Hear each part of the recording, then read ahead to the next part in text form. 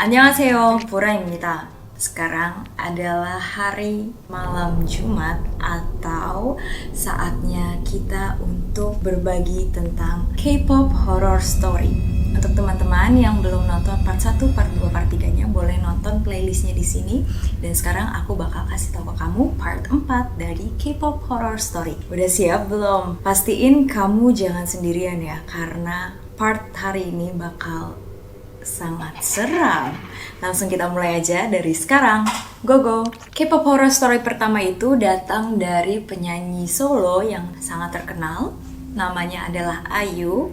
Jadi kejadian ini terjadi sebelum dia terkenal seperti sekarang. Jadi beberapa tahun waktu awal debut, dia tinggal di sebuah asrama atau dorm.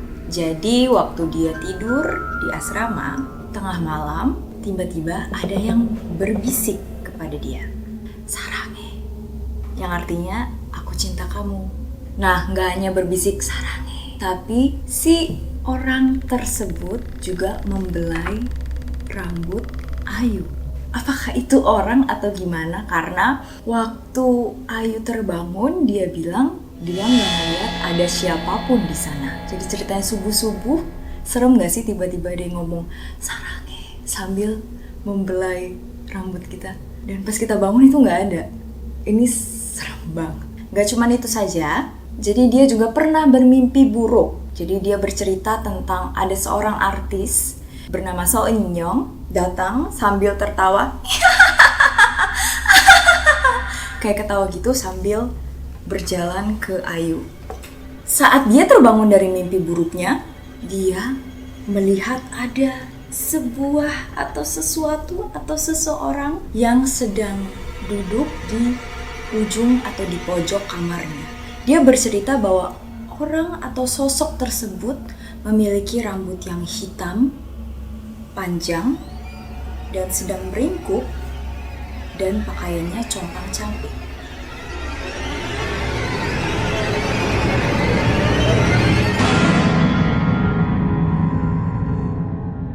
Dan waktu dia begini, kaget banget karena itu adalah mukanya sendiri. Karena dia sangat kaget, dia langsung menelepon manajernya dan berkata, "Aku nggak bisa tinggal di sini. Aku nggak kuat. Aku harus pergi dari sini." Jadi malam itu juga dia dijemput manajernya dan dia langsung pergi meninggalkan asrama tersebut. Oke, jadi statusnya kamar yang tadi ditempati Ayu kosong. Kemudian ada grup satu agensinya juga bernama Sunny Hill akhirnya menempati kamar Ayu tersebut. Kemudian hal yang menyeramkan terjadi lagi di kamar tersebut. Jadi member Sunny Hill itu bercerita bahwa waktu tidur dia juga mengalami kejadian yang tidak mengenakan. Seperti ada yang bilang sarange dan mengelus kepalanya lagi. Apakah itu benar-benar mimpi? Tapi kalau misalkan mimpi, nggak mungkin dua orang mimpi bersamaan kan, dan persis ceritanya. Menurut kalian gimana? Komen di bawah ya. Cerita hantu kedua itu terjadi oleh member SHINee, yaitu Onyu dan Mino. Jadi ceritanya, Onyu saat itu lagi mandi di kamar mandi dan dia lupa membawa handuk. Karena ketinggalan, dia langsung memanggil Mino yang ada di luar untuk mengambilkan handuk. "Mino ya, sugon 좀 갖다 줘." Yang artinya, "Minho, tolong ambilin aku handuk dong." Waktu dia ngomong itu, dia kan agak buka pintunya sedikit. Jadi dia melihat ada seseorang yang keluar dari kamar dan mau mengambil handuk. Jadi dia pikir itu Minho yang mau ambil handuk. Terus dia menunggu 1 menit, 2 menit. Kok Minho gak datang-datang sih? Karena gak ada yang datang, dia bilang lagi, "Minho ya, sugon 좀 갖다 줘." Yang artinya sama kayak tadi, "Ambilin handuk dong Minho." Gitu. Kemudian dia melihat lagi seseorang dari ruang tengah pergi ke ruang cuci atau ruang laundry. Ya, dia berpikir, oh itu Minho yang akan mengambil handuk yang ada di ruang cuci atau ruang laundry. Dia nunggu lagi. Kok gak datang-datang sih? Akhirnya dia manggil agak keras, "Minho ya!" Kemudian Minho yang mendengar itu langsung keluar dari kamar tidurnya. "Hyung 불렀어요?" Yang artinya adalah, "Hyung, kamu memanggil aku." Lalu Onyu nanya sama dia, kamu tadi udah ngambil handuk belum sih untuk aku? Terus Minho-nya bilang, "아니요, 처음 들었어요." Artinya adalah, enggak kok, aku baru pertama kali ngedenger Hyung manggil aku. Mendengar itu, Onyu sangat bingung lah. Tadi ada orang yang bolak-balik loh. Jadi menurut kalian yang bolak-balik itu siapa? Atau Minho yang iseng? Bagaimana menurut kalian? Komentar di bawah ya. 구독, 좋아요, 댓글, 알림 설정까지 부탁드립니다. Dan cerita horor ketiga itu terjadi kepada member Seventeen. Ini terjadi beberapa tahun lalu waktu mereka tour atau bepergian ke New York. Nah, saat itu setelah berkegiatan di luar, malamnya mereka ada di sebuah hotel. Jadi Hoshi dan Dino itu tidur di ruangan yang sama atau di kamar yang sama.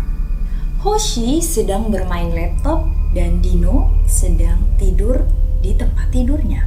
Waktu Dino tidur, dia merasa ada seseorang yang masuk dari pintu dan kemudian langsung datang menuju tempat tidurnya. Waktu sampai di tempat tidurnya, orang tersebut langsung memegang kakinya. Jadi dia berpikir kalau orang yang memegang atau memijat kakinya itu adalah staf hotel yang memberikan servis secara gratis.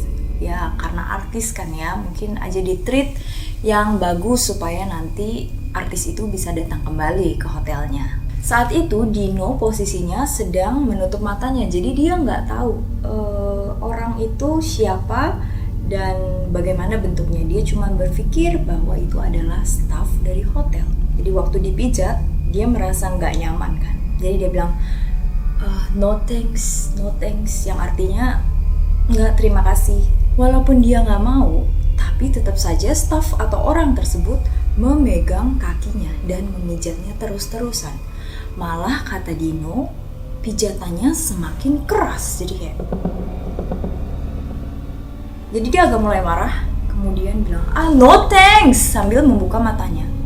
Dan waktu dia bilang no thanks, waktu dia melihat, gak ada siapa-siapa di sana guys. Apakah itu adalah hantu di New York yang mau pijetin dia atau gimana ya? Komen di bawah ya guys. Dan selanjutnya teman-teman, ini cerita dari Seventeen lagi. Dan teman-teman ini udah minta banyak banget untuk diceritain. Ini terjadi baru-baru ini, waktu mereka ada di Going 17 2020. Jadi, semua anggota Seventeen ini ceritanya sedang mengikuti sebuah permainan. Jadi di permainan tersebut, anggota Seventeen itu harus menemukan kunci yang bisa membawa mereka keluar dari sebuah tempat itu. Jadi tempat itu adalah pabrik yang sudah lama tidak dipakai dan sudah lama ditinggalkan. Dan di situ mereka juga akan diganggu atau ditakut-takuti oleh pembunuh yang adalah beberapa staff dari Seventeen. Jadi staff Seventeen itu juga ikut main di dalam pabrik tersebut. Awalnya permainan berjalan biasa saja, tapi hal yang mencengangkan terjadi ketika Wonu keluar dari pabrik tersebut. Jadi setelah keluar biasanya mereka akan diwawancara. Atau di depannya, di depan pabrik itu ada kursi-kursi mereka syuting di situ. Dan ketika Wonu keluar, dia mengucapkan sesuatu kalimat yang menurut staff itu nggak masuk akal. Jadi Wonu cerita, ya aku di sini gini. Terus di dalam ruangan itu aku melihat ada perempuan. Nah, staffnya ini bingung. Perempuan apa maksudnya? Nah, Wonu nanya lagi. Bukannya ada perempuan di situ? Itu yang ada di ruangan situ. Pokoknya dia nggak jelasin gitu. Tapi staffnya bilang, kita nggak ada staff perempuan loh yang ada di situ. 중간에 그 마네킹인가? 칼들고 쫓아오시는 분 말하는 거. 말고 중간방에. 너 진짜 귀신 본 거 아니야? 아니야 우리 중간방에. 우리 아까 그래서 네가 그렇게 얘기하다 진짜 귀신 부는 거 아니야? 그렇게 했어. 여자분 안 계시죠? 저희 그쵸. 다 남자분만 세팅했어요. Tapi Wonu tetap bersikeras bilang, ada kok. Ada perempuan itu. Coba deh HP aku sini. Aku mau nunjukin kalau aku tuh foto si cewek itu. Jadi dia langsung minta HP-nya ke staff untuk nunjukin nih. Fotonya mana? Nah waktu ditunjukin, gak ada siapa-siapa guys. Nah jadi ruangan tersebut juga ada CCTV-nya atau juga ada kameranya di situ. Dan di kamera itu menangkap ketika Wonu melihat perempuan itu. Ada momennya, tapi nggak ada perempuannya. Jadi cuma ada Wonu yang melihat kayak dia melihatnya ada sesuatu, tapi di kameranya itu nggak ada apa-apa. 여기 한 명 더 있어, 살인마.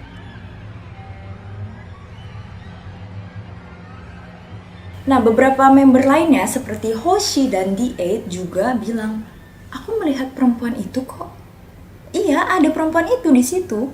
Dan bahkan di dalam kamera tersebut menunjukkan bahwa Hoshi itu sampai membungkuk kayak, oh, seperti ini. Kalau melihat orang kan biasanya menunduk kan. Oh, seperti itu. Dia juga tertangkap sedang memberi hormat atau membungkuk kepada sesuatu yang tidak tertangkap di kamera.